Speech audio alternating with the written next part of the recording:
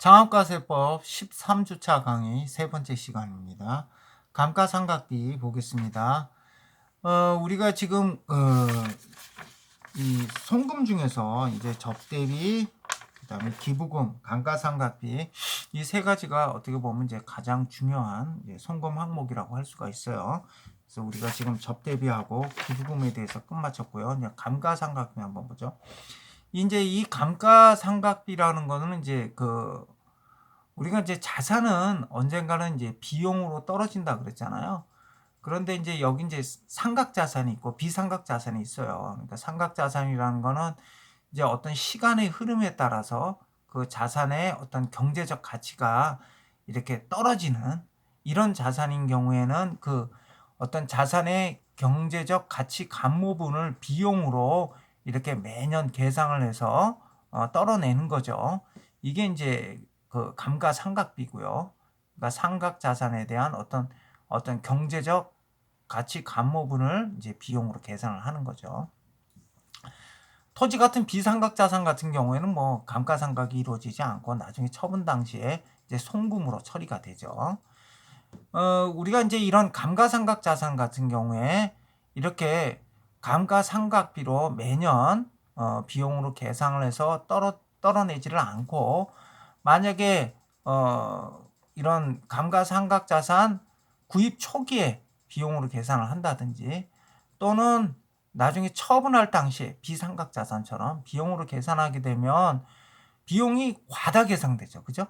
비용이 과다 계상되고, 만약에 이와 같은 감가상각재산이 이런 감가상각비가 비용으로 계상되지 않았던 기간 동안에는 또 수익이 과다 계상되겠죠. 그러니까 이런 자산을 우리가 이제 자산을 구입해서 자산을 이제 사용해서 수익을 창출하잖아요. 예를 들어 공장 기계를 내가 구입을 했다. 그럼 공장 기계를 사용을 해서 제품을 만들어내겠죠. 그러니까 수익을 창출하는 거란 말이죠. 그래서 이런 자산을 사용해서 수익을 창출하게 되면 이제 이 자산에 대한 어떤 경제적 감모분을 이제 비용이라고 해서 이제 계상을 하는 경우에, 이 공장 기계 구입 첫 해에 그걸 갖다가 비용으로 다 계산하게 되면 첫 해에는 적자고 나머지는 어떻게 되는 거예요? 손익이. 나머지 경우에는 수익이 이제 과다 계상되죠. 그다음 만약에 처분할 때 비용으로 떨어낸다 그런다면 그 앞에는 수익이 과다 계상되고, 그다음에 또 나중에 마지막 처분할 당시에는 비용이 과다 계상되겠죠. 그럼 어떻게 돼요? 경영 성과가 왜곡되죠. 경영 성과가 제대로 나타나지가 못하잖아요. 그러면 어떻게 돼? 이렇게 자산을 사용해서 어떤 수익을 창출할 때 그 자산의 사용 기간 동안 수익을 창출하면 그 창출된 수익에 대응해서 비용을 고르게 계상을 한다면 이건 경영 성과가 아주 합리적으로 바람직하게 이렇게 이제 경영 성과를 우리가 확인할 수 있겠죠. 그죠? 그래서 이렇게 자산을 사용한 자산 사용 기간 동안 그 자산을 활용하여서 얻은 수익에 대응해서 비용을 계산하는 거예요. 감가상각비를 계산하게 되는 거죠. 이게 이제 감가상각비인데요. 감가상각비는 결산 조정 사항이에요. 이 결산 조정 사항이라는 게 아주 대표적인 결산 조정 사항이죠. 결산 조정 사항이라는 게 뭐냐 하면 우리가 예를 들어서 어떤 세법의 회계에서 비용으로 계상했다 하더라도 세법에서 송금으로 인정을 해줘야 송금 산입이 되는 거예요. 그래서 예를 들어서 기업 회계에서 뭐 비용을 100원을 계상을 해줬는데 세법에서는 이거는 송금 불산입 이렇게 해버리면 그 송금으로 산입되지 않아요. 근데 만약에 기업 회계에서 비용을 100원으로 잡았는데 세법에서 비용을 1000원으로 잡았다. 그러면 어떻게 돼요? 1000원 송금 산입이 되는 거죠. 1000원 송금 산입이요. 이걸 신고 조정 사항이라 그래요. 근데 이 결산 조정 사항은 뭐냐 하면 기업 회계에서 결산한, 기업 회계에서 계상한 비용만큼 송금으로 인정해 준다는 거예요. 그러니까 예를 들어서 기업 회계에서 송금을 100원으로 인정을 했어요. 100원으로 계상을 했어요. 근데 세법에서 보니까 송금이 200원이 인정이 돼. 그러면 어떻게 돼? 200원을 200원을 송금 산입하는 게 아니고 기업 회계에서 계산한, 기업 회계에서 결산한, 기업 회계에서 계산한 100원만 송금으로 인정을 해준다는 거예요. 요게 결산 조정 사항인데 감가상각비가 아주 가장 대표적인 결산 조정 사항이에요. 그러니까 이 감가상각비 같은 경우에는 그 세법이 인정한 감가상각비 한도 내에서 그 기업 회계에서 계상한 비용만큼 감가상각비가 인정이 돼요. 응? 그래서 이걸 결산 조정 사항이라고 한다. 그래서 거기 임의상각 이런 얘기가 나왔죠. 이게 뭐냐면 상각 범위 내에서, 그러니까 감가상각비 한도 내에서 세법이 인정한 감가상각비 한도 내에서 이 송금에 산입될 감가상각비를 기업에서 임의로 결정할 수 있다는 거예요. 그러니까 예를 들어 세법에서 인정한 감가상각비가 500원인데 기업회계에서 200원 감가상각비를 계산했다면 200원이 인정되는 거예요. 자, 감가상각 한도에, 감가상각비 한도액 또는 감가상각 범위액을 계산하는 방법의 가장 대표적인 게 정액법하고 정률법이 있어요. 126조에 보면 정액법하고 정률법인데, 정액법은 그 취득가액이죠. 자산의 취득가액의 상각률을 곱하는 거예요. 그래서 이건 정액법 같은 경우에는 매년 감가상각비가 일정 금액이 균등하게 나와요. 그래서 예를 들어서 내용 연수가 5년짜리 자산인데 취득가액이 5,000원이다. 그러면 어떻게 돼? 5,000원 곱하기 5분의 1. 응? 그렇게 하면 매년 1,000원씩 감가상각비로 계산이 되는 거죠. 이게 정액법이에요. 근데 여기에 대해서 정률법은 뭐냐면요. 기초장부가액. 기초장부가액의 상각률을 곱하는 거예요. 여기 이제 상각률은 원래 이 상각률을 계산하는 공식이 있어요. 공식이 있는데 우리 이제 법인세법 시행 규칙에 요 내용 연수별로 요 상각률이 이렇게 쭉 정해져 있어요. 그걸 이제 사용해도 되죠. 근데 정률법은 기초장부가액을 기준으로 해요. 기초장부가액의 상각률을 곱하는 건데 예를 들어서 뭐 아까 똑같이 뭐 취득가액이 5,000원이고 그다음에 내용 연수가 5년이라고 가정을 하자고요. 그래서 상각률을 얼마를 잡을까요? 상각률을 이것도 똑같이 그냥 5분의 1로 잡을까? 그러니까 좀 그렇게 그냥 여러분들 이해 편의를 위해서 그냥 5분의 1로 만약에 잡았을 경우에 정률법에 의하면 어떻게 되냐면 첫 해는 어떻게 되죠? 5,000원 곱하기 5분의 1이니까 1,000원 상각되겠죠. 그죠? 1,000원 상각되는데 여기는 뭐에 취득가액이 아니고 기초장부가액이니까 1,000원 상각됐으면 5,000원에서 1,000원 빼면 4,000원이 되죠. 요게 그 다음에 기초장부가액이 되잖아.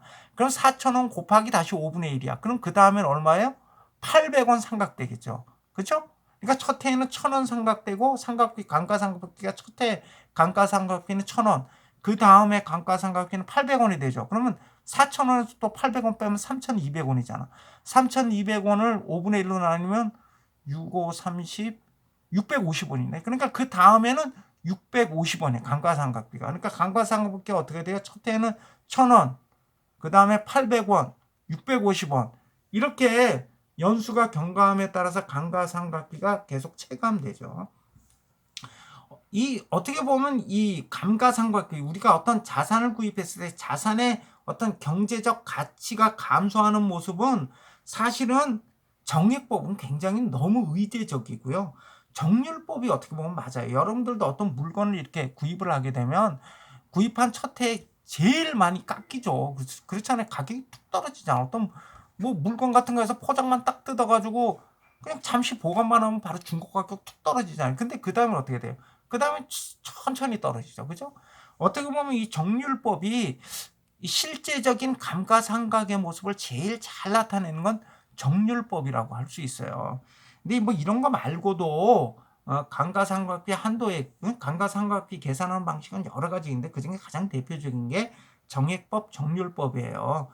근데 이제 오히려 이제 정액법은 너무 의제적이고 오히려 정률법이 이 감가상각의 모습, 이게 체감적으로 감소되는 감가상각의 그 모습을 아주 잘 표현한 나타낸 것이 아닌가 이런 생각이 들어요. 그래서 하여튼 뭐 정액법, 정률법이 있다.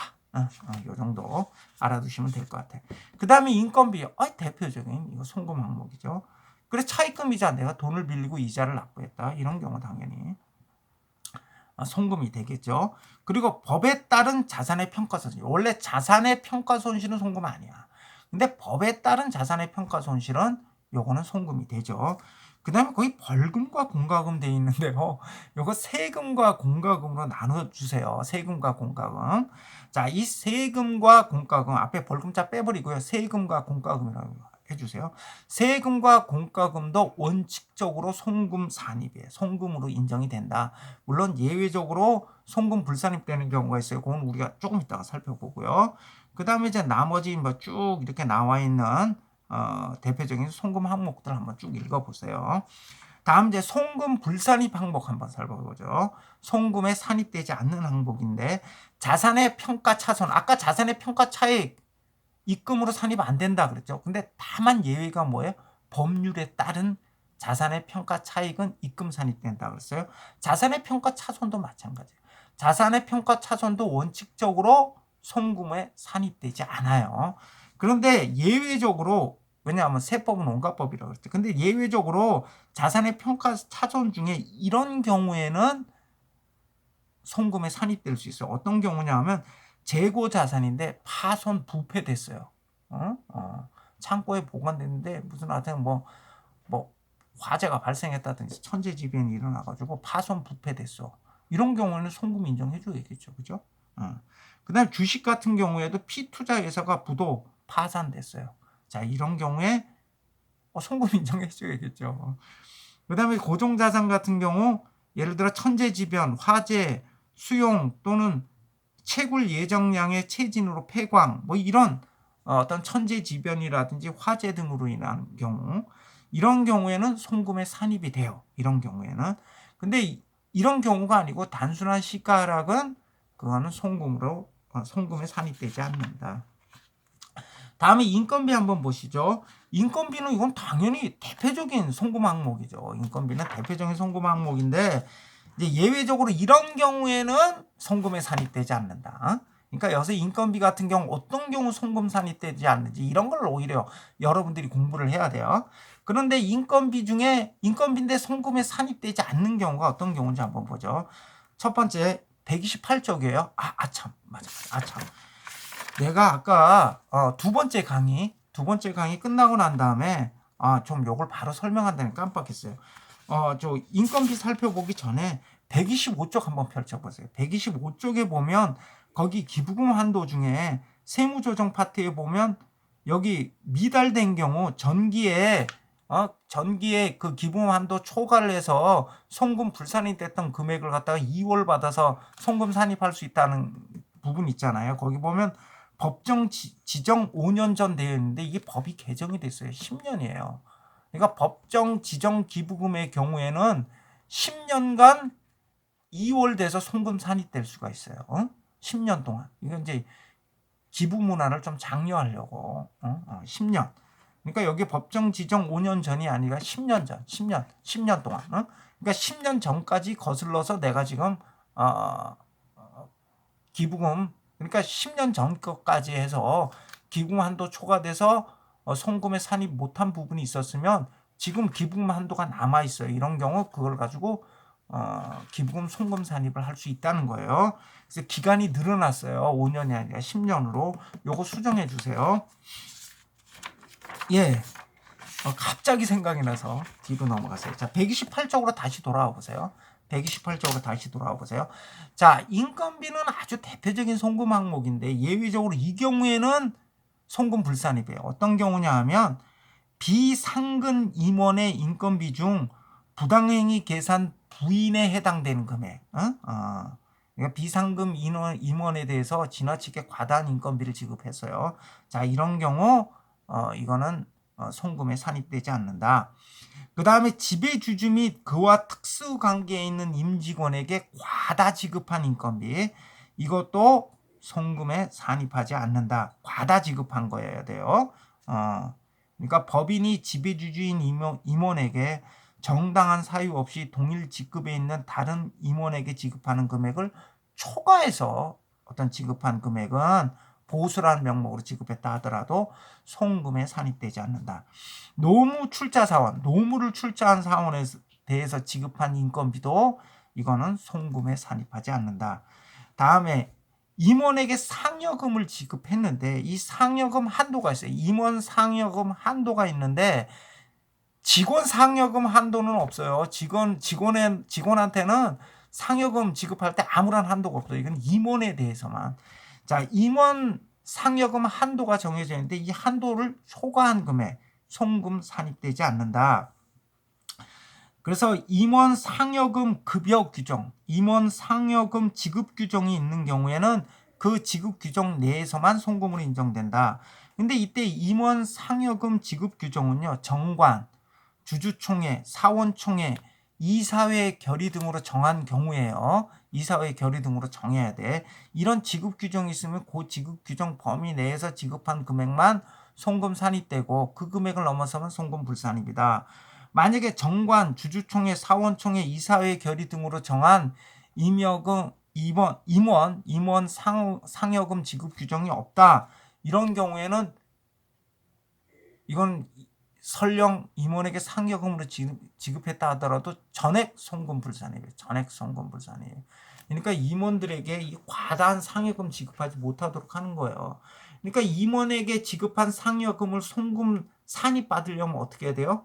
정관, 주주총회, 사원총회, 이사회 결의 등을 통해서 상여금 지급 규정을 만들어야 돼요. 그리고 그 규정에서 정한 범위 내에서 상여금을 지급했을 때 그걸 이제 송금 산입받을 수 있고, 만약에 이런 임원 상여금 지급 규정이 없다. 그런데 임원에게 상여금으로 지급했다.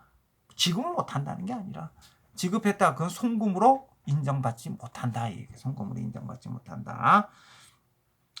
다음에 임원 퇴직금여 초과 한도액. 임원 퇴직금여 한도가 있는데 그걸 초과해서 지급한 경우에도 송금 불산입니다. 직원 퇴직급여 한도는 없어요. 직원 퇴직급여 한도는 없어. 직원에게는 퇴직급여 많이 줘도 다 송금 인정돼. 요거는 임원에게만 해당이 되는 거예요. 자, 임원 퇴직급여 한도를 초과해서 지급한 건 송금 불산입니다. 그래서 정관 또는 정관의 위임으로 주주총회나 사원총회에서 정한 퇴직급여, 퇴직금 지급 규정이 있는 경우에는 그 규정 한도 내에서 송금으로 인정된다. 임원의 퇴직급여는 뭐야? 이사회 결의로 정할 수 없어요. 정관 또는 정관의 위임에 의한 주주총회, 사원총회에서 정해야 된다. 그러니까 만약에 정관 또는 정관의 위임에 의한 주주총회, 사원총회에서 정하지 아니하고 이사회에서 정한 임원 퇴직급여 규정이 있다. 그럼 그건 규정이 없는 걸로 취급되는 거예요. 규정이 없는 걸로. 자, 규정이 없는 경우에는 또는 이사회의 결정만으로 정한 경우에는 그건 규정이 없는 경우죠. 그렇게 규정이 없는 경우에는 이 금액 한도 내에서 인정해 준다. 그게 뭐냐 하면 퇴직 직전 1년간 총 급여액 곱하기 10% 곱하기 근속연수.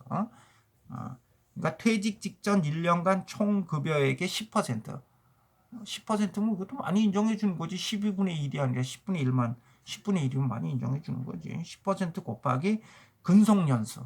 이 범위 내에서 지급하면 송금으로 인정해 주고 넘기면 송금 인정해 주지 않는다. 아까 임원 상여금 같은 경우는 어떻게 했죠? 만약에 지급 규정이 없다. 그러면 한 푼도 송금으로 인정 안 해줘요. 한 푼도. 근데 임원 퇴직급여 같은 경우는 지급 규정이 없다. 그러면 이산식 퇴직 직전 1년간 총급여액 곱하기 10% 곱하기 근속연수에 해당되는 금액을 넘지 않으면 송금으로 인정해 준다. 이거예요. 송금으로 인정해 준다. 다음에 복리후생비. 이건 뭐 송금으로 인정을 해준다. 일정 범위 내에서. 그 다음에 업무 무관 무관 자산에 대한 비용 등은 이건 송금 부인이죠. 송금 불산입이죠. 송금 불산입. 그 다음에 출자 임원에게 제공한 사택의 유지비. 출자 임원. 출자자인 임원이에요. 출자자인 임원. 그러니까 출자자인 임원에게 제공한 사택의 유지비는 이건 송금 불산입니다. 원칙적으로 사택. 예를 들어서 뭐 타 지역에 근무하는 직원들을 위해서 이제 회사가 사택을 운영을 해요. 그래서 뭐 기숙사 같은 걸 이렇게 제공해 준다. 뭐 이럴 때 이건 당연히 송금 인정되죠. 이건 송금 산입되는데 누구한테 출자 임원한테 했을 경우에는 이거는 송금 불산입니다 이거야. 출자자인 임원 같은 경우는 그래도 뭐 돈도 있을 텐데 쥐가 알아서 그냥 생활하면 되지 뭘 굳이 사택에 들어와서 생활을 해요. 그죠? 돈도 많은 사람이. 그래서 출자 임원에게 제공한 사택의 유지비는 요건 송금 불산입니다. 응? 그래서 여기 출자 임원이란 지분율이 1% 이상인 주주로서 임원인 사람을 말한다. 응? 그리고 업무용 승용차 관련 비용 요건 이제 우리가 소득세법 때 우리가 살펴봤어요. 그래서 그 내용이 소득세법하고 똑같아요. 거기 보시면 되고 그 다음에 세금과 공과 한번 보자. 세금과 공과 원칙적으로 송금 산입된다 그랬죠. 세금과 공과도 원칙적으로 송금에 산입된다. 그래서 세금 같은 경우 원칙적으로 송금 산입이다. 근데 예외적으로 얘는 송금에 산입 안 되는 게 있어. 뭐라고 해서 법인세. 내가 납부한 법인세를 법인세에서 송금 산입해 준다? 어떻게 보면 자기 모순에 또는 이렇게 순환되는 거죠. 그죠? 순환되는 거죠. 꼬리를 물고 계속 순환되는 건데 하여튼 이거 조세 정책적 차원에서 이런 법인세는 법인세의 송금으로 산입해 주지 않아요. 그래서 법인세, 그다음에 부가가치세, 매입세, 그다음에 미판매된 제품에 대한 개별 소비세, 주세 이런 것들은 송금 불산입이다. 조세 정책적인 이유로 얘네들은 송금 불산입이에요. 나머지는 다 송금 산입이에요. 세금도 원칙은 송금 산입이야. 근데 예외적으로 법인세, 부가치세, 매입세, 개별 서비스의 주세는 송금 불산입니다. 미판매된 제품에 대한 개별 서비스의 주세는 송금 불산입니다. 의무 불이행으로 인하여 부과된 세, 가산세, 가산세라든지 체납처분비가 뭐냐면 세금을 납부하지 않으면 체납처분을 당하죠. 체납처분. 그래서 뭐 예를 들어 압류, 매각, 뭐 공매라고 하죠. 압류, 매각, 그다음에 충당 이게 이제 체납처분. 이게 체납처분에 소요된 비용. 이런 것들은 송금 불산입이에요. 네가 잘못한 거잖아요. 그죠? 송금 불산입. 공과금도 원칙적으로 송금 산입이에요. 공과금도 원칙적으로 송금에 산입되는데 예외적으로 이 경우에는 송금에 산입되지 않는다. 어떤 경우냐면 법령에 의한 의무 납부가 아닌 임의적 공과금. 이건 피할 수 있었다 그러죠. 회피할 수 안 내도 되는데 이거 내놓고서 송금 산입해달라고 우기지 말라 이거예요. 그러니까 법령에 의한 의무 납부가 아닌 임의적 공과금. 그 다음에 어떤 법령이 정한 의무 위반에 대한 제재로서 납부한 공과금, 예를 들어서 폐수 배출 부담금, 어떤 폐수 처리 장치를 해서 폐수를 배출해야 되는데 몰래 배출하다 걸려서 폐수 배출 부담금을 물었어요. 자, 이런 경우에는 법령 위반에 따른 제재로서 부담하는 금액이죠. 이런 거는 송금 불산입이다. 이게 송금 불산입니다. 다음에 벌금, 과료, 과태료 이런 벌과금은 원칙적으로 뭐예요? 송금 불산입이죠. 이건 원칙적으로 이건 송금 불산입이죠. 본인이 법령상 의무를 위반해서 제재로서 받은 거니까 이거는 송금 불산입이죠. 송금 불산입. 그런데 거기 보면 이제 벌과금에 해당되는 거, 벌과금에 해당되지 않는 거 이렇게 나와 있는데 예를 들어서 벌과금에 해당되는 건 가상금, 가상금 또는 범칙금, 과태료 이런 것들이 이제 벌과금에 해당되고요. 거기 보면 연체금, 연체료, 지체상금, 연체이자 이런 건 일종의 지연배상에 해당되는 거죠. 지연이자에 해당되는 경우에는 요거는 송금으로 인정을 해준다. 지연이자에 해당되는 경우에는 징벌적 목적의 손해배상금. 여기서 이제 실제 발생한 손해액을 초과하는 배상금. 우리도 지금 우리나라는 뭐 징벌적 손해배상이 그렇게 넓은 범위에서 인정되는 그런 법제는 아니에요. 징벌적 손해배상이 아마 독점 규제 및 공정거래에 관한 법률에서 일부 규정되어 있는데 이런 경우 실제 발생한 손해액을 초과하는 배상금 같은 경우에는 이런 경우에는 송금 불산입 된다. 어떤 징벌적 목적의 손해배상금, 송금불산입니다.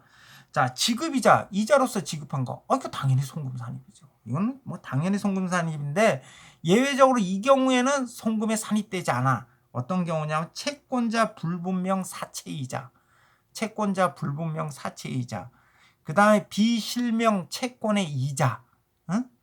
그 다음에 업무무관 자산 등의 이자, 이런 이 세 가지 이자는 이건 뭐죠? 이 세 가지 이자에 대해서는 우리가 이거 어디서 본 적이 있어? 이거 어디서 봤지?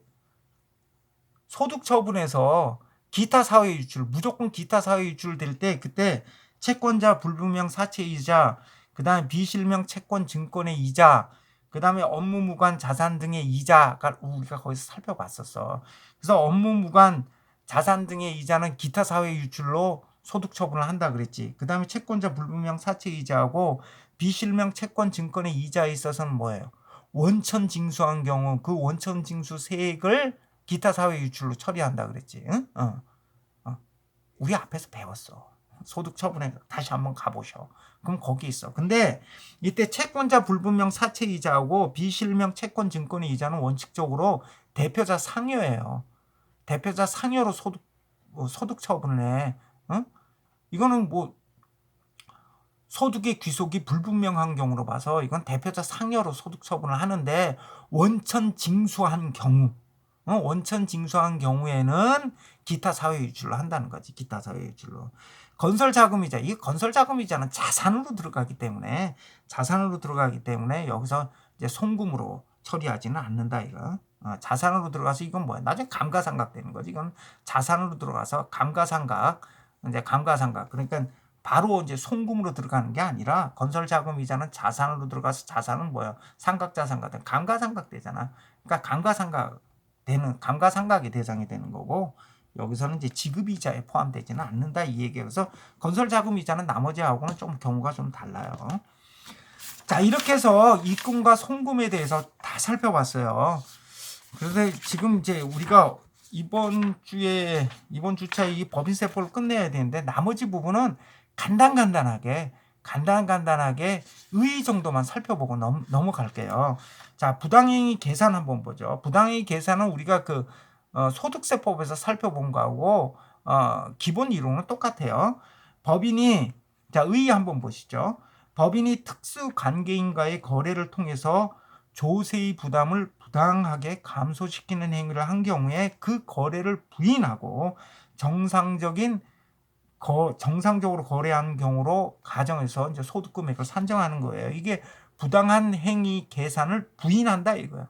부당한 행위 계산을 부인하고 정상적인 거래로 봐서 이제 사업연도 소득 금액을 산정한다. 이게 부당행위 계산 부인이에요. 자, 이때 이제 부당행위 계산 부인의 이제 기준. 그래서 여기 보면 중요성 기준이 이렇게 나와 있죠. 다음 어느 한 기준에 해당하면 중요성 기준을 얻게 돼 부당행위에 해당된다. 그게 어떤 기준이냐? 예를 들어 시가하고 거래 금액의 차액이 3억 원 이상이다.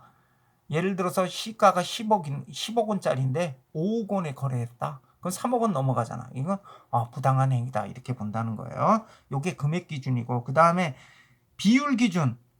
그러니까 시가에서 거래 금액을 뺀, 시가분의 시가에서 거래 금액을 뺀 비율이 5%가 넘는다. 그러면 이건 부당행위다. 이렇게 본다는 거죠.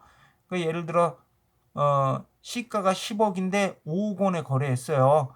그러면 10억 원 빼기 5억 원, 10억 원 분의 10억 원 빼기 5억 원 하면 10억 원 분의 5억 원이니까 0.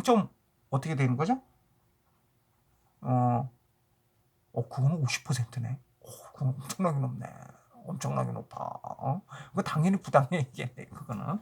이거 5% 이상 되면 부당행위다. 이렇게 이제 판단하는 기준이라는 거예요. 판단하는 기준이다. 그래서 부당행위 계산 부인 적용 요건 첫째 이제 특수 관계인 사이에 거래해야겠죠. 특수 관계인 사이에 거래해야 되고, 그리고 이제 조세 부담을 부당히 감소시키는 그런 행위여야 된다. 그래서 거기 보면 자산을 고가로 양수한다든지 저가로 양도하는 경우, 뭐 이런 경우가 여기에 해당이 되겠죠. 그리고 부당행위 거래 판단할 때 판정 기준은 시가를 기준으로 한다 이거죠. 시가를 기준으로 해서 아까 여기 계산하는 중요성 판단 기준이 있었죠. 그 다음에 가지급금 인정이자 한번 볼까요? 134쪽에 가지급금 인정이자 이것도 어떻게 보면 부당행위 계산 부인의 한 사례에 해당된다고 할 수 있어요. 가지급금 인정이자. 가지급금 인정이자가 뭐냐 하면 예를 들어서 특수관계인에게 무상 또는 낮은 이자율로 금전을 대여했어요. 예를 들어서 대표이사한테 돈을 빌려줬는데 형편없이 낮은 이자율로 빌려줬어. 뭐 이런 경우 많아. 그리고 갚지도 않아.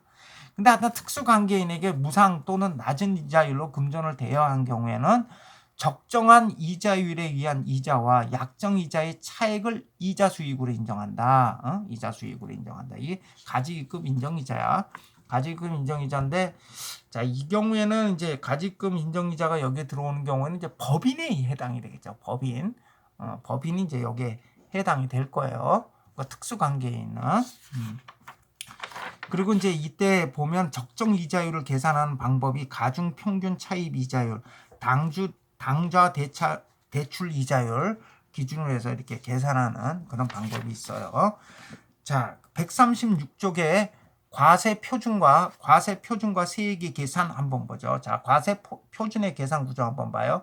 자, 당기 순이익에다 세무 조정을 하면 각 사업연도 소득 금액이 나오죠. 여기에 이제 2월 결성금, 그 다음에 2월 결성금 차감하고요. 비과세 소득 빼고 소득공제 빼면 과세 표준이 나와요. 그럼 여기에 세율을 곱하면 산출세액이 나온다. 그럼 거기 보면 뭐 소급공제 이렇게 나와 있는데 결성금을 그 직전 사업연도에 과세 표준에서 공제해서 이미 납부한 세금을 환급해 주는 거 일정한 요건을 갖추면 소급공제다 인정이 된다. 2월 공제 한번 보시죠. 137쪽에 2월 공제 결성금을 장래 10년간 사업연도의 소득에서 공제해 주는 거 이게 이제 2월 공제고요.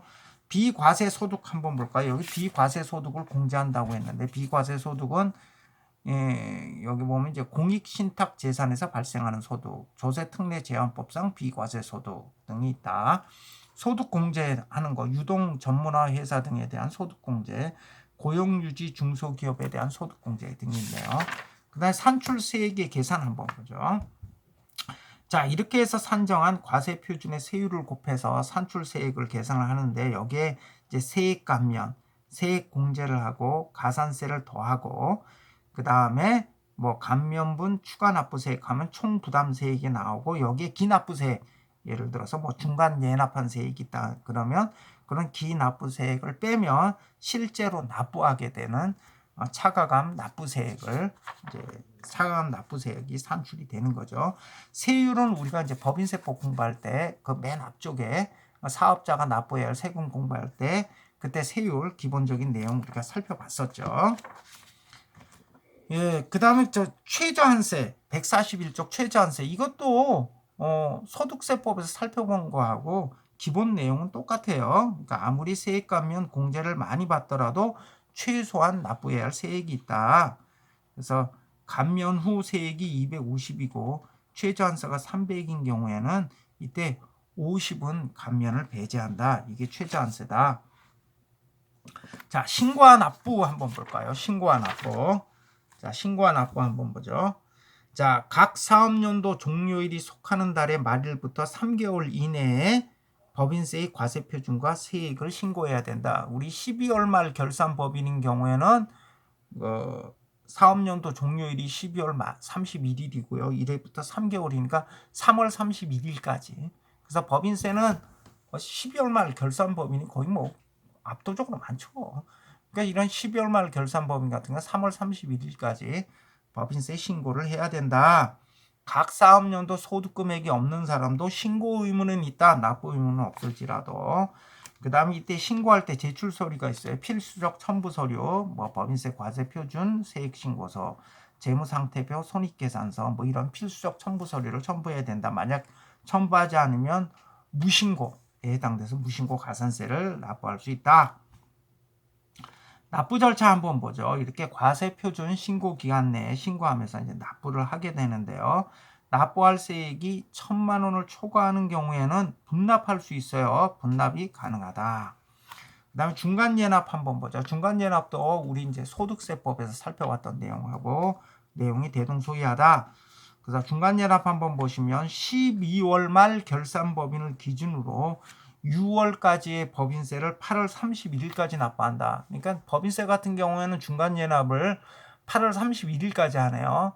우리 소득세는 언제까지 했죠? 11월 30일까지 했죠. 11월 30일. 소득세는 5월 말일까지, 5월 3, 죄송합니다. 5월 31일까지가 이제 소득세 신고 납부 기한이었잖아요. 그러니까 6개월 정도 해서 11월 30일이었는데 이 법인세는 8월 31일이네요.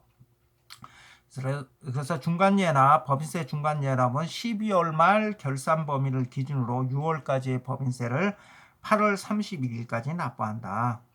그래서 내국 법인 중 사업연도 기간이 6개월을 초과하는 법인은 중간예납 의무가 있다. 그런데 이런 법인은 없다. 신설법인, 중간예납 기간 중 휴업 등의 사유로 사업 수익 금액이 없는 법인, 학교 법인, 우리 이제 대학교, 우리 한남대 학교 법인 같은 경우에는 중간예납 의무가 없다. 그리고 중간예납 세액은 보통 전년도 산출세액의 절반을 납부해요. 전년도 산출세액의 절반을 납부하는데 가결산 방법, 실제 실적에 따라서 납부할 수도 있다. 실제 실적에 따라서 납부할 수도 있다. 실제 실적에 따라서 납부하는 경우는 뭐예요? 납부하는 경우. 예를 들어서 뭐 산출세액이 없는 범위, 직전 사업연도에 산출세액이 없다든지 또는 뭐 하여튼 뭐 그냥 그 사업 실적이 아주 나쁘다든지 뭐 이런 경우가 여기 이제 해당될 수가 있겠죠. 그다음 수시부가 한번 보죠. 수시부가 144쪽에 수시부가 한번 봐요. 자, 내국 법인이 그 사업연도 중에 특정 사유로 인하여 법인세를 포탈할 우려가 인정되는 경우에는 사업연도 종료 전이더라도 수시로 법인세를 부과할 수 있다. 뭐 흔한 예는 아니지만 수시부가 받는다 그러면 굉장히 기분 나쁘겠네요. 예. 여기까지 해서 이제 법인세를 이제 다 살펴봤고요. 그래서 이제 마지막 부분은 좀 저희가 시간이 쫓기다 보니까 주요 요점 위주로 개념 위주로 쭉 살펴봤어요. 그리고 이제 조세 분쟁의 해결 다음 시간에 이제 조세 분쟁의 해결을 하면 해결까지 공부하면 이제 우리 수업이 다 끝날 것 같고요. 그래서 이제 그 15주차 때 이제 7월 2일 이제 목요일 날 이제 시험을 치르도록 하겠습니다. 예.